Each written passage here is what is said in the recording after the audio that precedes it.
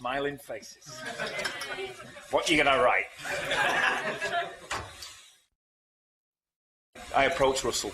I read that he was going to do it, and emailed him and said, when you draw up an audition list, put my name on it. Because of his, you know, I'm a fan of his writing. I've worked with him on Second Coming.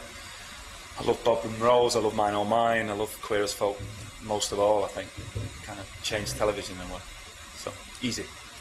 Which is crazy in a way, because it is a big deal, I now realise. But I really didn't consider that. I just wanted to work with Russell.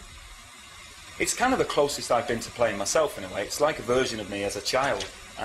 The way I felt about the world and everything that was in it, which we kind of, as we grow older, we possibly box in and change. But it's like as close to myself as I've played, I feel. And I kind of based a lot on Russell in a way. You've just seen him. I mean, how do you follow a press conference like that? Okay. I kind of borrowed some of Russell's speed of thought and pace, and it's his words really. My first day, I chased a brilliant actor of restricted height called Jimmy V, dressed as a pig, dressed as a spaceman. So he was a pig disguised as a spaceman, and I had to chase him up and down the corridor. And that's how I spent my day. And it got more surreal. Doctor Who's always been a hero. And there's been no heroine out there for 8 to 12-year-old girls or women watching the programme, and we've now got one. She carries the series with me. You know, we do it together. A man and a woman do this thing together, and she's a heroine. She saves his life in the first episode. She teaches him huge emotional lessons, as does he. And Billy pulled it off like that. As far as I'm concerned, they love each other. It's love. I think it's love at first sight, but it's not perhaps a conventional love affair. There's not, you know, it's far more mysterious than that. As is love, I suppose.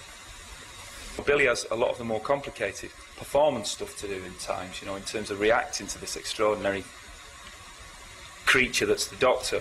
But I'm kind of the energy, the mental energy and the physical energy. You know, if we rehearsed a scene, often we'd have to find out where he was going to go, which walls he was going to bounce off, and then everybody else would kind of feed off that energy, either undercutting it or topping it, for instance. That's part of why it's such a tiring role, is that constant balls of your feet acting. You know, I'm glad I was reasonably fit, because you're on your feet and you need great mental agility to take in that information, to learn to work with a variety of different directors, to learn to please the effects boys as well as your director, to do the green screen. I love the green screen acting. It's like being a kid again. You know, children are watching, and you've got to take it very, very seriously. And death happens in each episode. It's tradition. It's quite actually the world of Doctor Who is quite tough, and I took it very seriously. But according to the Daily Mirror, I stayed in character and slept in the TARDIS, but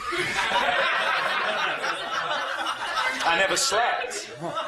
You're in every scene all day, but then you've got the fact of learning the lines the next day. I know that's very boring, but that's the technical thing about. I would spend my lunch hour learning the lines, and then I'd do about 2 hours at night. So the big challenge is that it's like having a big TARDIS in your brain for 8 months. It's all you think about is the programme. You have to give up your life. It's great, all the profile you get, but it's a difficult thing to do.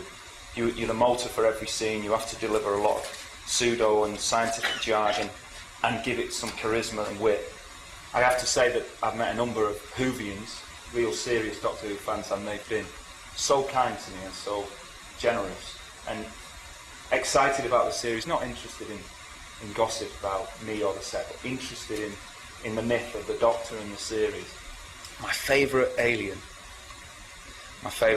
is the Dalek, because of the psychology that goes on between the Daleks and the Doctor. They know more than you all do about the Doctor's history, and they use it on him. It's not so much the suckers and the lasers for me with the Daleks, it's the insight they have about the Doctor's history and emotional.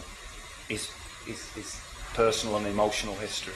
I mean, one of the things we're doing with this series is we're saying, yes, you've got DVDs, yes, you've got computer games, yes, you've got the cinema, yes, you've got the great ideas, but look what the television can still do. And I'd be proud to. I love television, and I care about it. I care about the quality, and what I think we're doing, hopefully, is we're creating an appetite in 8 to 12-year-olds for really demanding, sophisticated television, and they'll take that appetite into their life, into their later life. That's kind of my hope. I'm privileged to act for them. I wouldn't mind a word with Tom Baker.